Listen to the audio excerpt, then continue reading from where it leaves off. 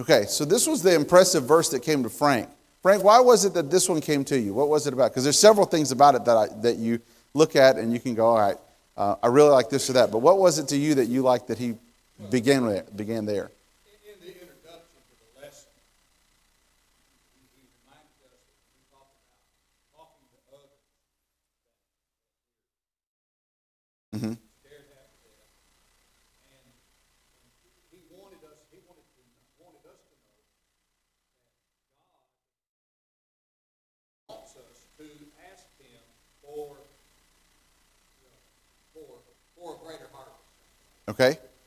Sure. He wants us to do that, and I've never, ever heard it put just like that. Sure. There are a couple places. I mean, you think of in Matthew where where Christ is there, and he says, pray that the harvest is plentiful, but the workers are few, and pray that the Lord of harvest that there would be more workers. All right. Show of hands. Who needs more copies of notes? Weldon's got them there, and they are warm. And so, if nothing else, they'll warm your hands a little bit. Okay. Thank you, Janice. I appreciate that. But if you're taking notes in Matthew chapter 9 and verse 37, Jesus will say, the harvest is plentiful, but the workers are few. Pray that the Lord will send forth workers, right?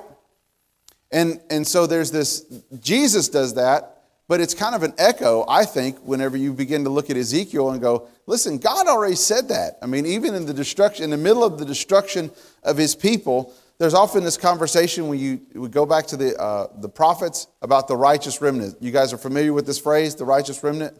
I know some of you have your hands up for, yeah, there you go. Some of you have your hands up for notes. And who's familiar with the phrase righteous remnant? Nobody? Nobody's familiar with the phrase righteous remnant. Okay, so the righteous remnant are those that have been faithful to the Lord even throughout idolatry in the Old Testament. Okay? And so he promises that there's going to be this righteous group that's left over that he's going to redeem and bring back, and that's going to be the seed that he uses, or the offshoot of the root of Jesse that's going to be the one that rebuilds the country. Yes, Frank? I'm waiting on. You waiting on notes? All right, Weldon's coming. He's slow, but he's old. He's coming. And so there's this idea that God is promising to bring this back. Well, this is one of those type of passages when you're in Ezekiel that God is saying, I'm going to bring these. I've ruined these places and I have left them to you desolate. And now he's playing. I've left these to you desolate in verse 37, and also I'm going to restore them. And there's also always this promise of this restoration. There's always this promise that God's going to bring them back. But here's what God does in this particular instance that I think is intriguing to Frank and to some of us, is that God says, I'm going to restore it, and here's how I'm going to do that. It starts with what? It starts with, you're going to have to ask me. Okay? Now, let me ask you this. Why do you think it is that God says, you need to ask me? Is God just up there going, well, you're going to have to ask me? I mean, is that God's relationship with us? Okay, so think this through. Go ahead. Right. Absolutely. Sure. And let me take that a step further. If anybody else needs one, thank you, Weldon. They're back there. Let me take that a step further. Who had the Israelites been asking for increase? Everybody but God. They've been asking the Baals, the Ashtaroths. The reason that they're destroyed and taken off into captivity is because they have put their trust in everything else. And so God says, if you want these, he says, you want these things back, if you will ask me. Let the house of Israel ask me. As a people, come to me and ask me for this blessing. And so there's this collective nature where we get together and we go, Frank and I go, you know what? We haven't asked the Lord in a while. We haven't talked to the Lord about this. We've trusted in a lot of other things, but we haven't gone to the Lord about this. Let's get some people together and let's talk about it. And so that having the house of Israel, or having it be a national concept, really is the idea of not just one person doing it. Now, will God answer one person's prayer? Absolutely. You can see that when Daniel prays. The words don't give past his lips, and there's an angel that's sent, right, to answer that prayer. but there's something about the flavor of this that says, let the nation ask me. Let the people come together, realize the need. And it's almost, although the words aren't there, this repentance that comes to mind. He says, let the house of Israel ask me to do this for them, and I will increase their men like a flock. It will just keep coming and coming over the mountains like he's talking about there. And so that's a great place for us to begin. And then I believe Christ echoes that later when he sees all these people that need, that are sheep without a shepherd. And he says, we need people to come and work for that. And it's interesting that when you study those things, that what happens is there's the account of the apostles being called. Jesus called them one by one, Peter, Andrew, James, and John. I mean, that's kind of what happens next. Go ahead, Mark.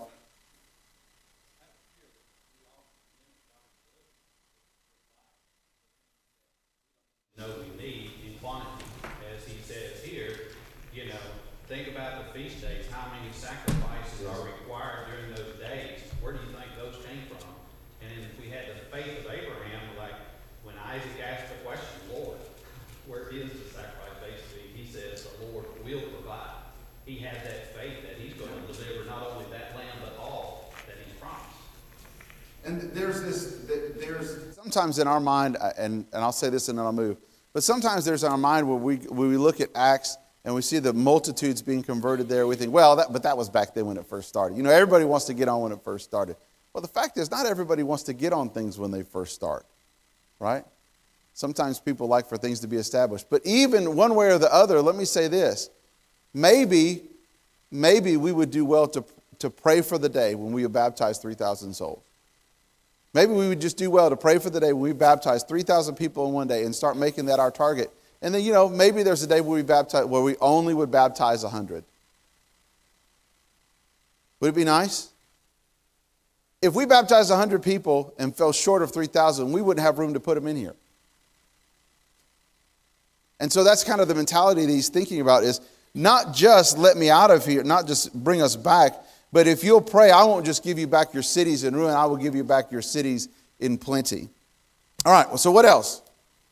What else?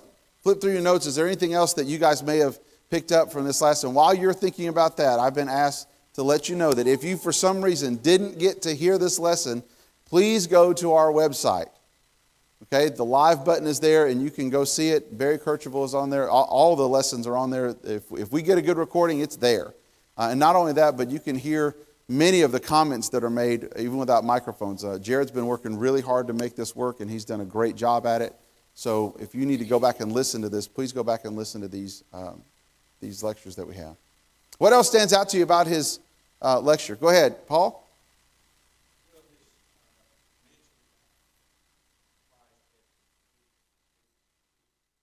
Yes. So, of course, he was talking about things we don't feel comfortable with to ask him for help.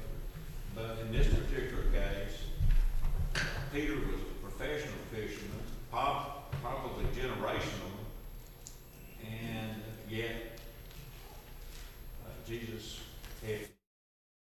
Yeah, I mean, when you turn back to the beginning of the book of Luke, it's Luke chapter 5. When he's there and he says, we've been fishing all night. In verse 4, he goes, put out into the deep and let your waters down and let your nets down for a catch. And Peter says, Master, we worked hard all night and caught nothing, but at your bidding I will let down the nets. There's all sorts of ways to read that text with sorts of different inflections and everything that are just lost on us. You don't know if it was reverent or sarcastic or what. Personally, I think that if I was there, I was like, listen, we'll do it just so I can show you that I know what's going on. I mean, to me, that has to be carried with that. And what happens? Well, they catch fish. And part of that is, I think what Paul's getting at, and correct me if I'm wrong, is there's sometimes where we're afraid because we've never done it before. And then there's some other times where we're frustrated because we've been doing it for a while and it hasn't worked. And so you get caught in both of those where you're like, well, it's either not going to work or it's this. And sometimes you even begin criticizing the method. Well, you know what? We've been doing this. We've worked hard at this. Yeah, but maybe you've overlooked something. Maybe how many times do you do something and you go, this just isn't working, this just isn't working, and then you've overlooked one simple thing and you go, all right, well, maybe we didn't let out. And to me, the other thing that I liked here in verse 4 that he picked up on, I thought, oh, there's a sermon in there somewhere, and I'll let you have it now. He said, put out into the deep water, okay? Don't do it here in the shadow. He says, listen, you're not going to get off so easy as to just do something here. You need to go back to work, is what he's saying. Go back out. Well, that means that we've got to row, because they're not firing up the Johnson 150 to get the boat back out into the deep water. I mean, they've got to get back out there, either trim the sails or row back out into deep water, and then they've got to cast all their nets down that were probably all borne up and maybe even clean, and they've got to go back to work again and do deep work. And part of the problem may be that we just don't want to keep doing the deep work. Anyway, as we stand and sing, that's all that lesson that you're going to get today. But there's something about that challenge that's there where he says, listen, we've worked hard at this, we've done this, but at your bidding, and it may be that we need to do it with the right motivation behind us. What else? Go ahead, Lee. There's a couple of things. One you kind of touched on is the things that fears. Fear of failure or fear of doing something different, fear of people will complain. You're always going to have fears. It's a matter of overcoming those fears and recognizing, okay, there's a difference between looking at something and saying, okay, what works or what can help make this work, and, oh, well, this just isn't going to work because we've never done that, or we don't want to try to do that. So overcoming the fears, to overcome that, that's a huge part of the battle forward to doing what God wants us to do. Yeah, let me ask you this. How many of you have taught a child to tie a shoe before? All right, taught a child. How many of you had the child get it first time? You show them one time and then they do it right away. Okay? Good. I was hoping that nobody's hand would go. Because the fact of the matter is, just figuring out how to tie that shoe is complicated if you've never done it before. Now, how many of you tie your shoes pretty regularly by now? Right? Okay, you can do that. If not, you could before maybe something happened to you and you can't tie your shoes anymore. But the point is that with most everything that we find, initially, it's done with difficulty. You may not remember this, but when you learned to walk the first time, guess what you did? You fell. And probably you hit your head. Some of you hit your head more than other people. Okay? But the fact is that nobody said to you, well, you hit your head when you fell that one time, so we're not going to walk anymore. Because why? Because they knew in the long term you needed to learn to walk. You needed to learn to do these things. You need to learn that motion. And sometimes that fear of falling, or maybe once it's happened, that inhibits us. Well, I fell one time. I'm not doing that again. Well, we don't do that with other things in life that we need to live. Let me tell you something. If we looked at our Christianity that way, that we need to do this to live, or that we needed to for the family, the Christ family to live, we would probably have less fear, or we would get over them quicker, because we realize this is how the kingdom and how the family grows. But sometimes we have a fear that doesn't get beyond ourselves. I think very often we have that. Go ahead, Lee. Just an aspect of what he says works in his experience, and that he says, a lot of times you invite somebody to worship or to church, that's inhibiting to someone who's never been there before. And obviously what he focused on a great deal was the whole aspect of having neighborhood groups, small group, whatever term you want to use, to where you've got a smaller, closer knit folks meeting, whether it's in their home or, as I think he said, there or whatever, that's a more relaxed, less inhibiting setting for folks. And then you can go from there. So it's just kind of like not being,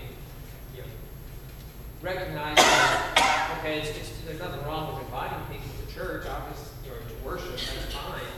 But for a lot of folks, that's going to be inhibiting, and we need to find another way to make an initial contact with folks. Yeah, and I like where you ended, because I think that was kind of the point that he made, was the initial contacts with people. I had one preacher put it to me this way: you just have to love people. And sometimes there's not a lot to love about them. I mean, there's just not. I mean, we'd love to say that everybody's as lovable and likable, as Bill Turnage, but guess what? Not everybody is as lovable and likable as Bill Turnage, right? The point is that you have to be willing to make that initial contact with people and develop this friendship, this kinship, where you can say to them, hey, listen, we're having this Bible study. Now, are there times where you would walk up to somebody that you didn't know and invite them? Yeah, it's called more of a cold contact. Frank, that's what we call those people. It's more of a cold contact. And when you have a cold contact, what happens? No, thank you, I'm not interested. And you don't even let them finish and you hang it up, right? But when you develop a relationship with somebody and they have a genuine concern for who they are and what's going on, it's a lot easier to have those moments when you can say, okay, you know what, I'm going to sit down and study over here. Would you like to come with me? And it may be that the answer is no. Okay, but have you asked them to study?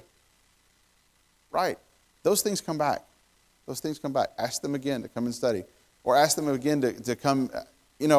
I know he likes the small groups, but sometimes you ask people to come to church and just listen. You haven't been to church anywhere. Come on, I want you to meet some people here. You've got to see these people that we worship with. I mean, if you look around and these people are on their way, then you can come too. I mean, but there has to be that initial point of contact. And I think that's what Peter gets to when he starts talking about your example in front of people. When he starts talking in 1 Peter chapter 2, let your behavior among the Gentiles be exemplary, right? So that in the thing in which you are blasphemed, they'll glorify God on the day of visitation.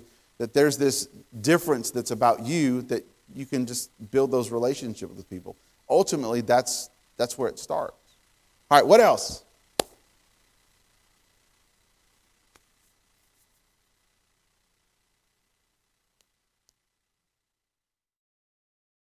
Anybody else? Go ahead, Lee. Your wife said, all right. Yeah, I've got one of those too, that she has a drink, she'll whisper to me. Doesn't want to raise her hand. Go ahead. You mentioned the fact that one thing he mentioned, and it was that success isn't when a person's baptized per se. Success is initially asking, talking, again, building that relationship. Mm-hmm. Sometimes it may be easy to get caught up in numbers or in successes, but God's going to give the increase. I mean, He's just asking us to do the watering, planting. He'll go from there. So recognizing that if we ask folks and somebody says, no, well, that's not a failure. We're doing what we're supposed to be doing. It's just, and we shouldn't get discouraged. Hopefully we don't get discouraged when folks do say no, because folks will say no. But there are also folks who are very interested. So right. We can try to find them. Yeah, I think defining success is important.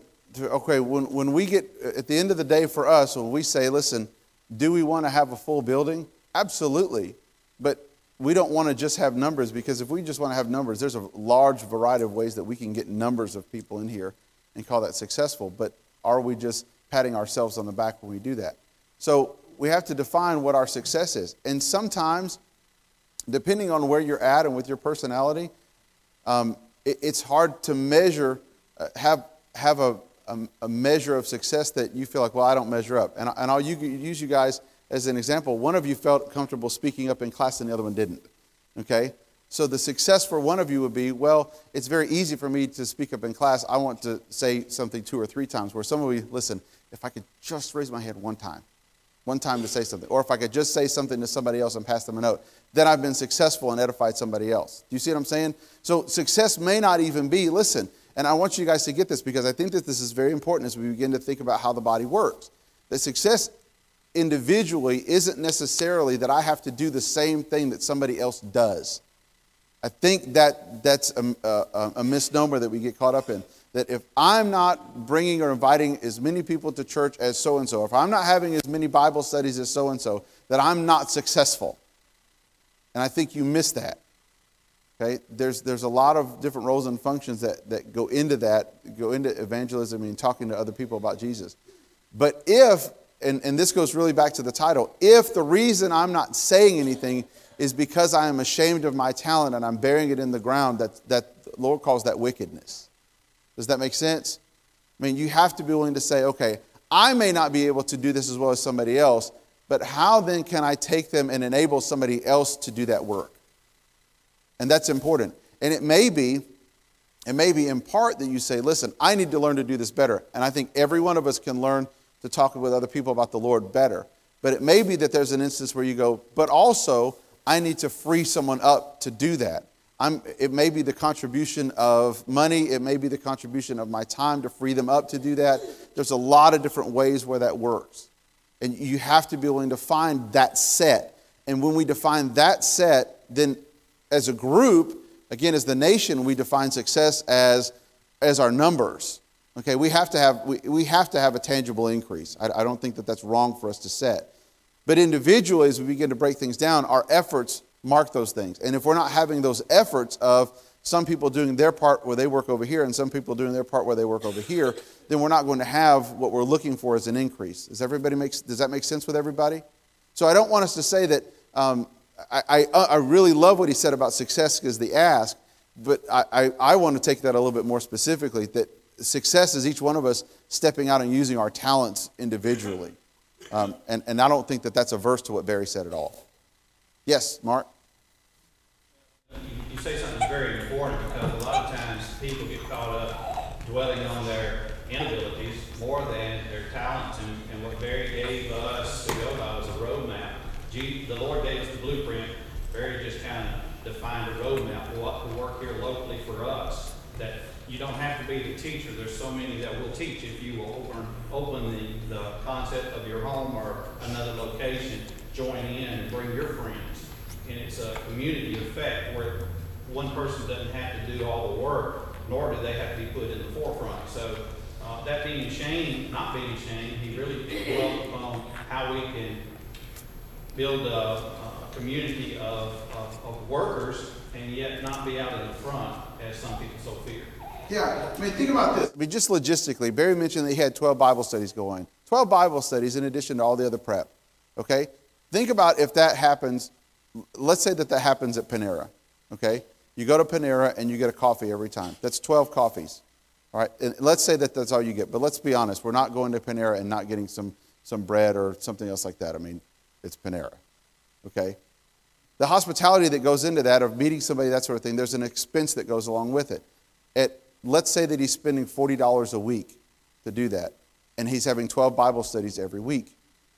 Okay, that adds up pretty quickly. At some point, he's going to need somebody that says, you know what, I don't do Bible studies as well as you do, Barry, but listen, let me at least take care of your coffee because you're studying with other people. Or you're spending at least 12, what sometimes you mentioned that one of them was 3 hours. Let's say that they're all 12 hours. 12 hours of his week is just those Bible studies. Who's cutting his grass? Okay? Somebody, listen, free Barry up and help cut his grass. Now, that's with Barry. My point is just to say that doesn't mean that your work and your effort is less. And I think that that's important for us to realize in the body, that there are times where other people are doing things that aren't directly related, that don't seem, I'll put it that way, that's probably a better way to say it, that don't seem directly related to the task. But you've got to have that strength and motion that goes together. You have to. Otherwise, other things get neglected. And part of the function of the body is that we work together and that there's this cooperation that goes along with it.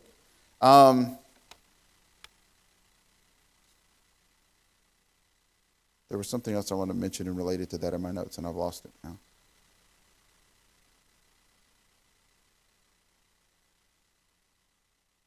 Yeah, he mentioned that. He made a reference to 1 Corinthians 14, and his words were that we are on a team, and not everybody's a quarterback, and not everybody's a defensive back. And that's sometimes, I think, hard for us to recognize. I mean, it's something that we know when we write it down on paper, but suddenly we realize, well, I don't do this, and I'm not a foot, and I'm not a hand, and I'm not an eye, and so we feel like, well, we're not part of it, and you are. And I think when we address fears, the biggest fear we need to address is our insecurities about our own talent set. Our own talent set and how that works in the body. Once you come to grips with the fact that your talent set works in the body if you'll just ask, okay? It makes a big difference. All right, what else? We've kind of talked about fear.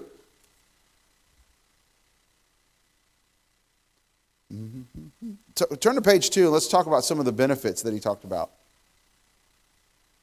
Do you guys remember what were the benefits of having personal Bible studies?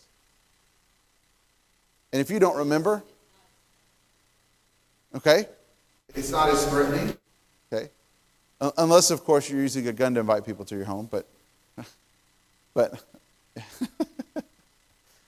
it's not as threatening to have somebody into your home to come and study. What else? They already feel comfortable with people. If you've got brethren from the congregation in that state as well, so when they come here, they know somebody. Because so many times we accidentally get so involved with our own people that we don't reach out. But if we've already sat with these people, they feel comfortable just come in and sit down by Andy or come in and sit down by Debbie, and that's a big thing.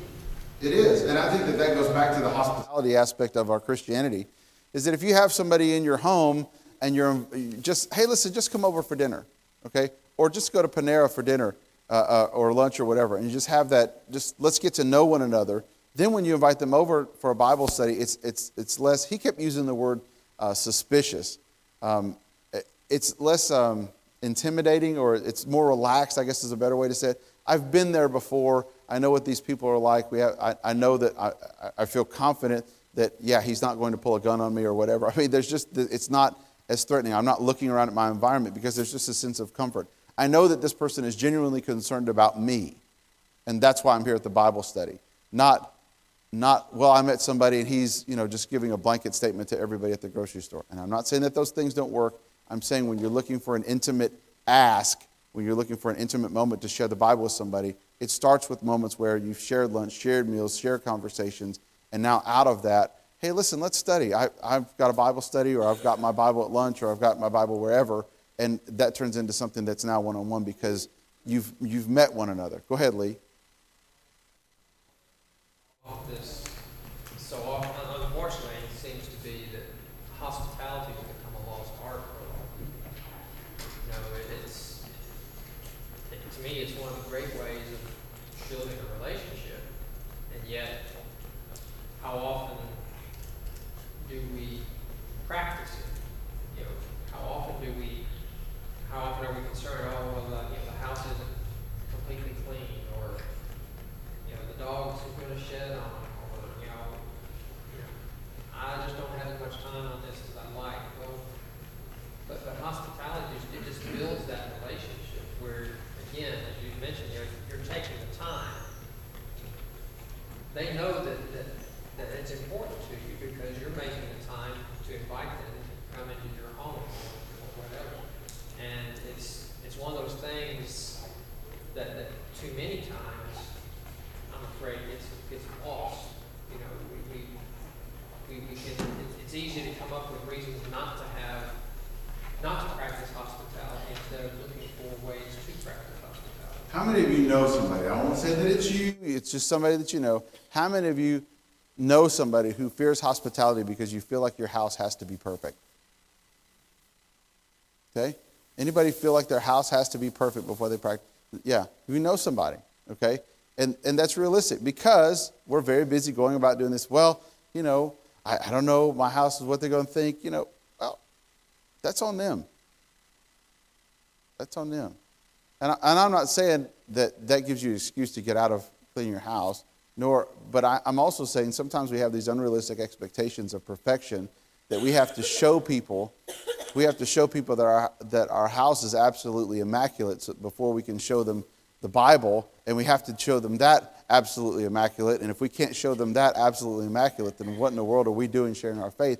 And we've really lost the depth there. Angela? We'll never get married. We'll never buy a first home. We'll never have a kid. Life is not perfect. So why should we think our houses should be perfect? And if your house is perfect, your guest is not going to be comfortable coming into your house. absolutely the way it is, you go, like, wow, don't touch anything, you know. So I get that. I mean, there's a sense of comfort to go, you know what, it's us. We're gonna try to keep it from being gross, but it's not going to be perfect when you come over. Yes. I love Proverbs 26. He talks about the slothful man. You know, Bill Church and I have agonized over when it will today. Is it cloudy? Well, we can't bail today because it might rain. Well, you know, down there in verse 14, as the door turns on its hinges, so does the slothful burn in his bed. And we've all had mornings when we've got to pull the covers up over our head and to get out and get at it. Yeah. So let's get out of the bed. Let's start putting one foot in front of the other. And every worthwhile accomplishment begins with that first step. And we've got to be ready to make that first step. And it'll all work out if we'll just do it. Yeah, and he even mentioned that as part of his, getting up and getting going. He goes, well, I'll work double hard tomorrow. He goes, well, you could have done that anyway. You could have worked double hard tomorrow. You should work double hard today. But the point is that you don't miss the first step. Because if you miss that first step, you're behind as it is. And that's really ultimately, well, I can come up with a lot of excuses and I'm making a list and I can keep getting ready to get ready. But how long before I go, the harvest is over and we've wasted our opportunities. And now what do? Now we've got to go back and rebuild some things before we can go forward. And realistically, that happens with congregations. I mean, let's just say it. I see you, Brendan. Realistically, that happens with congregations where they've been getting ready to get ready for so long that they don't know what their goal is anymore, and they get lost in all of some of the details of what they're doing. And so you've got to start now and rebuild and say, okay, well, what were we trying to do to begin with? Well, what we're trying to do to begin with is, first of all, we're trying to get ourselves to heaven, and also we're trying to get other people. And we get back to those simple tasks, then that makes sense. And it's one of the reasons why it was so important for the shepherds to come back and say, well, listen, this is our mission and goal and vision for us to follow Jesus together. And now we can go back to that and say, this is where we're trying to go. Brendan. We're talking about building relationships, going out and talking with people, inviting them into our home, speaking about Jesus. I mean, these all seem like the same principles that we use to talk about how are we going to build up each other here inside the building already. And it's just basically taking those principles out to the people that are around us. Like, rather than building us up, let's use these principles to build outward, bring more people into the group. It's the same, all the same concepts. It's all doing the same thing, but with different people that we may not see every Sunday here. And that's a brilliant point, and that goes back to the connection. If we are not comfortable enough to talk with each other about the places where we need help spiritually, then how in the world are we going to be able to reach the world or other people that need help when we can't have those conversations of hospitality among ourselves? And so while it may seem weird for us to say we need to learn to do this among ourselves, we need to learn to do this among ourselves, because then it becomes like something we're already doing.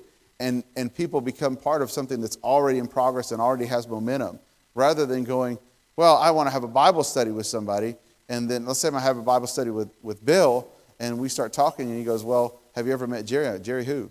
Well, I don't know Jerry because we haven't taken those opportunities to get to know each other. It has to happen among the people of God. And then whenever it happens with people that are coming in, and we're helping them with their spiritual issues because we're helping each other with our spiritual issues, then it just becomes this, it just gains so much momentum when it works. But if that loses its steam for whatever reason, it loses its steam among a body, it stymies the growth, not just of numbers, but it stymies the spiritual growth here. And you're right, Brendan, those things have to happen already among us because it makes it so much easier for those things to work whenever we bring other people in. Yes, sir. Paul? When he had all people can be involved, and we've already talked about some of that, but especially the point he said,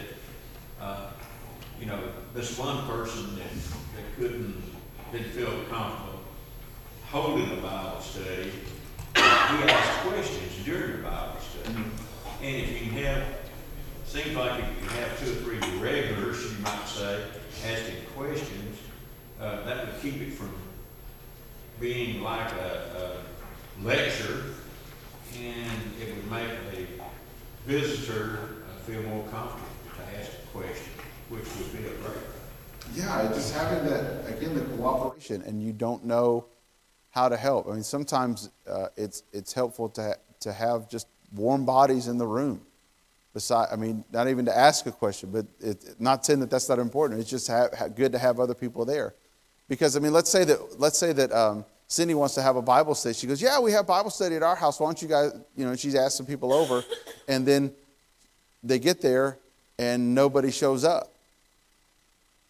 I mean, now we're having Bible study at Cindy's house, because her friends from church get together, but nobody shows up. Now, listen, I get it. Sometimes that happens and it seems like nobody can get free that night. But if it's consistent, then guess what? Why would this other person think that it's important to other group of people that aren't showing up? So warm bodies, I mean, just if you provide nothing else than a warm body in the room to shake hands with somebody and be there, so be it. Or to bring a little tray of store-bought cookies and whatever. Those things are important. What else? I want to deal with, let's see. What about the inherited challenges? On page 1, Understanding the Goal, he talks about to maximize the faith. What are inherent challenges? I think we've talked enough about some of our fears. What are some things that will happen when you begin to talk with other people and I know, gasp, convert other people? What happens to your group? Especially if you're really converting people that are not in church. Yeah. It takes work. You have to have people basically mentoring those people. You You do? have to have people sacrificing their time, which goes back to what we said about the 2 little old ladies that complained because the church was changing. They're perfectly fine converting people that already know how to be church. Right. But when you bring in people to the world, it changes. That they may not dress appropriately at first. They may not act like. There's a lot There's a lot of things that they don't know. They've been lost. They've been living in the world, and so they bring the world in, and it just takes a lot of mentoring. And there's 2 parts of that they bring worldliness in. Okay, so there's a culture there that they're not used to. They're just not accustomed to living for the Lord yet. Okay, and they want to, yeah. Yeah, they're not accustomed to living for the Lord yet. And there's a lot of that shows up when you have Jews and Gentiles coming together and the whole circumcisions and unclean meats and all that other sort of thing that they have to come to grips with. But then there's also, believe it or not, each congregation has its own culture. Okay, there are some things that we don't do here that other congregations of our brethren would do, and that they wouldn't see anything different about it, that we would go, wow, okay, well, we don't do that. And so there would be that adjustment, the church culture adjustment that would take place. So there's a lot of adjustment that takes place. When we were in Tampa and we worked with a congregation there, we had a ministry I said ministry. There were several of us that went down and studied at homeless shelters, and we were constantly had cars, bringing people from a homeless shelter that had no experience. And if they did have experience, it was more of a Pentecostal type of environment. And they would come in and we would do something and they would start to clap. And one girl, we went, oh, y'all don't clap here? I mean, it was just that, and we had to, well, all right, so we have to have that conversation. But there are conversations that have to take place because people are going to come, and rightly they should, that don't look like us and that don't have the same culture, first of all, spiritually, but also within our congregation community, as far as our community goes here. Go ahead, Hugh, you'll be the last word. He mentioned west versus south. That he said, you can ask somebody from out west to do a study, and there you go. And then you ask some people from the south, there's so many pre-existing prejudices that they think this way, and they think it's your Bible study is like starting an argument. You're looking for, my denomination versus your denomination. They've already decided what they want to argue about before they come That is a problem. That is a problem. And you've got to be ready for that. Thank you guys very much. We're going over. They're starting to come in. Appreciate it.